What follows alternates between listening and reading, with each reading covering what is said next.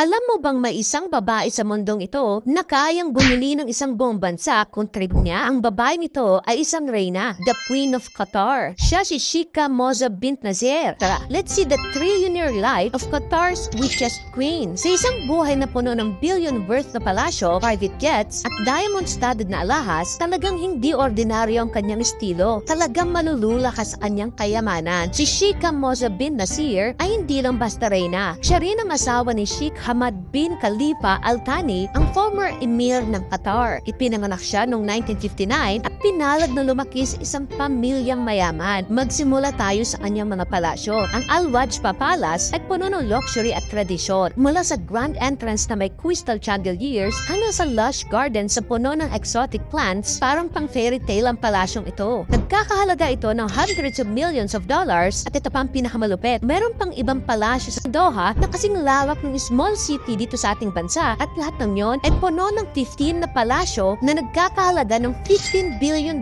each. Tapos ito pa, kasi iba pa yung mga properties niya sa London na kung saan meron siyang 3 super mansion na ang bawat isa ay may 17 bedrooms. Walang kompletong lifestyle kung walang high-end cars. May collection siya ng luxury vehicles mula sa Rolls-Royce, Ferrari, Bugatti, Lamborghini, Mercedes-Benz at marami pang iba. Lahat ng ito fully customized. Nagkakahalaga ng hundreds of millions of dollars. Imaginin mo naman kasi, ang bilang ng kanyang car collections nasa 500 plus. Pero wait lang, so royalty, meron rin siyang private airline that is named Qatar Amiri Fly. Iba pa dyan ng 8 jets nila na Boeing 747 na may luxurious seating at private bedrooms at ang presyo nito nasa 22 billion pesos. Grabe, di ba? Tapos ibang usapan pa ang kanyang mga yate na nasa 22 billion pesos din ang presyo. Pero masaklap, nasunog noon ang 3 sa kanilang mga yate. Pero para sa mga sobrang yaman na ito, inconvenience lang daw mga itong pangyayari. Dahil of course, kayang-kaya pa nilang pumili, di ba? Pagdating naman sa fashion, hindi nagpapahuli si Sheikha Moza. Ang kanyang gowns ay nagkakalaga ng billions of dollars. At madalas siyang nakasuot ng dresses na puno ng diamonds and pearls. Hindi rin mawawala mga designer bags mula sa Gucci, Chanel at Hermes. Tapos ito pang social life ni Sheikha Moza at puno ng glamorous events. Host siya ng international events tulad ng fashion weeks at cultural exhibits na puno ng entertainment at high fashion. Walang kupas din si Sheikha Moza. Pagdating sa jewelry, ang kanyang collection ay punong-puno ng high-end pieces mula sa Cartier at Van Cleefs and Arpels at marami pang iba. Kasama pa ang diamond tiara niya na nagkakahalaga ng 93 billion pesos.